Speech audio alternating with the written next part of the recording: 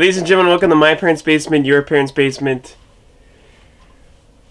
our parents' basement. I'm trying all these different angles, trying to see what I like best, and hopefully we'll find something that we can stick with. But for now, we're going from here, a little different view on things. And today is a special video. Today we'll be talking about new Blu Ray movies that I've recently picked up.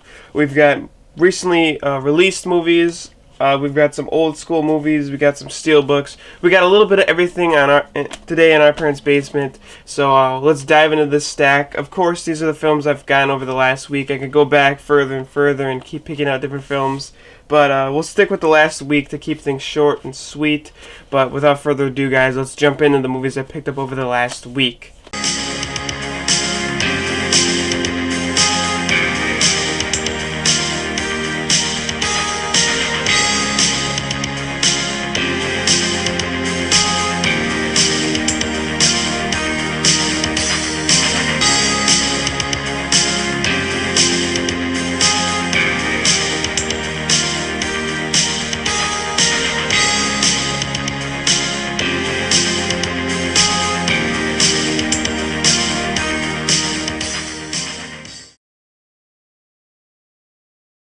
So I figured to start off, we'll get the new releases out of the way. So we'll start with Parasite. Now, Parasite was a no-brainer in, recently released films. It won Best Picture, won Best Director, it won Best Original Screenplay. It's got nothing but rave reviews. And I'm a fan of Bong Joon-ho. I love Snowpiercer with Chris Evans and Ed Harris, which is another film people should definitely check out.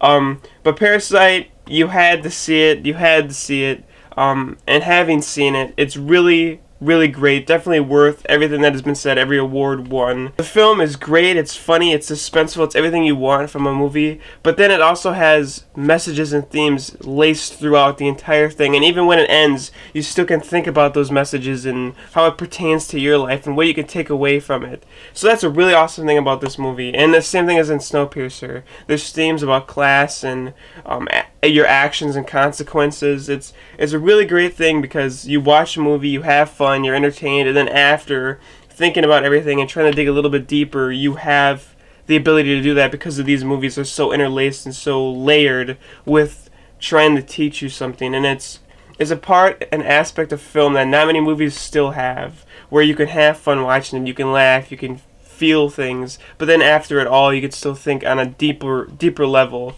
And Parasite is great. Definitely worth everything said about it. Definitely worth the awards.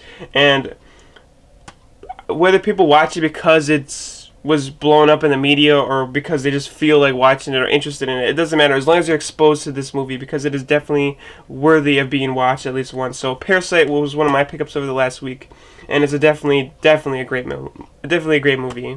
Up next with award season and great movies, it's Ford versus Ferrari. This is on 4K. This is just the regular release slipcover. There's a Best Buy exclusive as always, and I believe Target had an exclusive as well. But I just like the cover. I'm a simple man. I've said this plenty of times in Steelbook reviews that if a Steelbook, unless the art blows me away and makes it that much more must-have, I have to pass on it. And I like this cover a lot more. I would have preferred this Steelbook cover. I just like seeing them on there with the car. I don't know. That's just my personal preference. But when this movie was first coming out, a lot of people were talking about it being a strictly dad movie, and I thought maybe it would be a little bit on the boring side. That's just my opinion because of how it looked. I thought it was going to be a simple race movie with nothing new added to the genre, nothing new added to film in general. And I was surprised at just how suspenseful these scenes are. And watching this movie, it's got to suck to be an editor on a race movie because there's so many different cuts that you have to do for the race shots. It's not just like a simple movie where we're cutting. Now we got to cut the race shots, and you got to give credit to the editor on this because of all the different shots used during the race sequences. It's got to take a lot of time sorting through the footage and cutting it just right to keep that suspense up. And they're moving so fast too, so you don't want to overdo it. But Ford vs. Ferrari is everything you want a sports drama to be. It's got action with the racing, suspense in that as well. It's got heart, it's got drama, it's got inspiration. And that's the most important thing about a sports drama movie. You want to feel inspired after it all ends. And there's no montages. It's not Rocky montages in the but there is a lot of moments about friendship and about family and about, you know, trusting and believing in yourself over anything else. And it's been a while since, I mean, we got Creed and Creed 2 and everything, but it's been a while since we got that really retro sports drama that really got your blood boiling and got your juices flowing and got you to really want to go out there and achieve something in life. So it's just a really awesome, great movie that takes racing and makes it really shows you what it is about. Like Creed, there's a shot in Creed, I don't mean to ramble, there's a shot in Creed where I think one of the first rounds in his fight is one shot to show you the exhausting energy you have to put into a boxing match. This is that same thing with racing, where it shows you the intensity and the speed and the action and just the level of fear and adrenaline that comes in it. There's some really great sequences, some really great shots. It's a terrific movie. Christian Bale and Matt Damon are great in this movie. Two of my favorite actors of all time, and they really shine together in this film. So Ford vs. Ferrari was a definitely worthy and definitely needed to be picked up, and having watched it, this is a great film. So of course, definitely glad I did get it. So the next film is a re-released film, recently re-released more so. It's the 10th anniversary 4K Steelbook edition of Shutter Island. Shutter Island is probably the most underrated Martin Scorsese and Leonardo DiCaprio film. It's one of my favorite Scorsese and Leonardo DiCaprio films. It's got everything that I love in a movie. My favorite movie genres are probably noir, mystery, psychological thrillers, and that's exactly what this is. We got the 50s detective neo-noir feeling. They even wear fedoras and trench coats. And then we turn into a psychological thriller entrapped on an island at a mental ward. For me, it gives me a little bit of everything of my favorite genres, and that's why I love it so much. Why it's underrated, I'm not really sure, because this is a really great movie with great twists, great unravelings of the truth, and great performances. Mark Ruffalo, Ben Kingsley, obviously Leonardo DiCaprio, all around really great performances. And this movie is just awesome. And of course, I had to pick up the Steelbook 4K limited edition Steelbook for the 10th anniversary. And I really like the tone that this gives off. I really like the red. Kind of shows, I think it shows off what this movie is about. It gives you kind of the feeling that you get while watching the movie. But yeah, definitely worth checking out, definitely worth picking up, especially if you're a fan of this movie, because who doesn't want to see that sitting on their shelf? And of course the creepy inside art. If you're easily disturbed, look away. Ah! Ah! The thing I love about this movie is it's creepy, it's suspenseful, it's terrorizing, it doesn't keep you up at night, but, well, it doesn't leave you with nightmares, but it keeps you up a little longer than you want to be, because it's just creepy enough. And great setting, great moments, a lot of awesome scenes in this film, and yeah, definitely one of the most underrated films, I think, for Scorsese. Great movie. Alright, up next is another Steelbook. This one I was surprised to find. It's a movie I've been wanting to pick up for a while, well, for forever, pretty much. And I didn't know this release existed, and that happens a lot with Walmart exclusive Steelbooks. I have no clue they exist until at Walmart they magically appear, and that's happened a couple times. And this one no different. It's a great film, a classic film. One of the cinema-changing films. Enough suspense, enough build-up. Let me just show you it already. It's Pulp Fiction. Yeah, so obviously this is a Steelbook. I had no idea this Steelbook existed. It's real nice. It's just simple pictures on there, but it's real nice how it's designed, where we got the frames of the different stories that we follow throughout. One of the all-time... there's nothing I can say about this film that is original, that is new, because... there's nothing like talking about movies... When you strain your throat, you kind of feel bad, you kind of feel sad. Talking with a congested chest and irritated throat is quite annoying at times. But when you're talking about new Blu Ray movies, there's no pain. I feel no pain. Oh, except that's really hot. Anyway, guys. Oh, man. So, as I was saying before, everything went downhill. This film is one of the all-time great films. There's nothing I can say about this film that hasn't already been said. It's really well written, really well directed. It has a whole storytelling aspect that I think has been replicated so many times since this did it. And a really all-star cast. John Travolta revitalizing his career in this film. Samuel Jackson proving himself to be a leading man and a great actor. Bruce Willis kind of returning after... I think Hudson Hawk already happened. I think it did. Did it? I don't know, but either way, he gives a stunning, stellar performance in this film as well. And obviously, Uma Thurman, enjoyable as well. A little off the rails, just a little. Of course, we got the dancing scene on the inside and the Blu Ray disc. But I didn't know that this still existed, and I'm really glad I was able to get it. I like the design. It's simple. Pulp Fiction is simple, though, at the same time. Really awesome film. This is a really inspiring film if you are into making movies, if you're into making movies, if you're into writing movies, because of what Quentin Tarantino did with this movie. Quentin Tarantino is just an overall inspiring guy for filmmakers, but this movie in general, because of the way it's written, because of the way it's put together, the unlinear storylines, the flowing arcs, great movie. One of my favorite of all time, of course. One of the best Quentin Tarantino movies of all time. So great steelbook, and really glad I was able to pick this up. Now, speaking of Quentin Tarantino, it's The Hateful Eight. This is the 8th film by Quentin Tarantino, Kill Bill, whatever. And definitely one of his most underrated films of all time. I think one of the ones that people don't talk about is, like, there's some Quentin Tarantino films that just don't deserve to be talked about. But then there's ones that do, and I have always been a fan of westerns. Django Unchained is probably my favorite Quentin Tarantino film.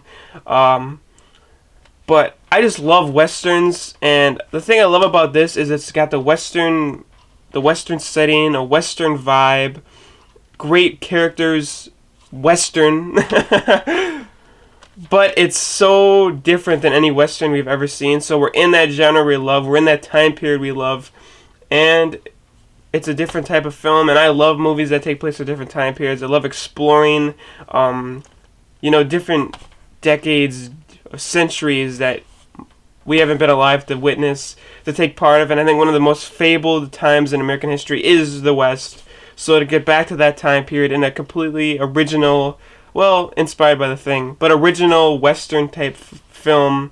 There's something about being isolated that makes the movie great, because all these characters are stuck together, and they have to combat one another with their ill will feelings towards each other, tongue-tied, and what have you. So, really great movie, really awesome concept, and one of the most underrated movies. Some people say not rewatchable, but I think because of the interesting characters, the fun dialogue, it's like any mystery movie, Once you watch it the first time, you're going to know the twists, you're going to know the turns, but that doesn't make the ride to get there any less fun. So, Hateful Eight, had to pick it up. Definitely one of the best Tarantino films, one of my favorite films, great western, and Samuel Jackson once again. And Kurt Russell with a nice beard. Now up to this far, I think we've had pretty much unanimous great films, from Oscar winners to great directors to classic iconic films. These next two, I don't know how you will look at me. Will you look at me the same? I don't know. These next two films are not necessarily like overly critically acclaimed films. But what am I? I'm not gonna postpone it any longer. I'm not gonna deny the truth.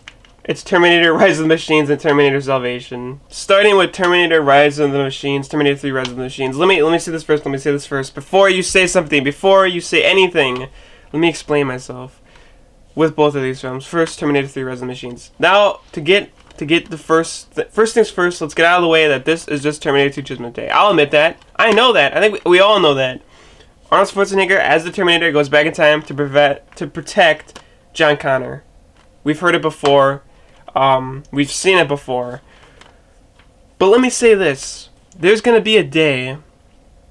There's going to be a day, a rainy day, a cold day, a miserable day, where the sun does not shine. And I will feel like watching an action movie. And not just any action movie. An action movie where I don't have to think. Where I can just sit back, watch, eat some popcorn, drink some soda, and watch explosions, shootouts, Arnold Schwarzenegger chasing an overloaded truck in his own fire truck. And what better movie to put in than Terminator 3, Rise of the Machines? It's just Terminator 2, yes, it is. But I like it because I think it's fun. I think it's simple. And I don't know, I really don't have any problems with it. James Cameron left. Arnold Schwarzenegger got a lot of money. The guy that John Connor in this film is kind of portrayed as someone that I can't foresee becoming a great war hero and leader, but I kind of like the movie. I don't know. It's not as good as Terminator and Terminator 2 Judgment Day. It isn't. It's a far drop below. Quality control was not there. James Cameron was not there. But it is just kind of Terminator T2 Judgment Day again. So the plot's there. I kind of like. I don't know. I just like it. I think it's fun. I think it's entertaining. And that's all a movie should be. It doesn't have to be great all the time. We have our fair share of guilty pleasures. I like it. Like I said, I think it's fun. I think it's entertaining.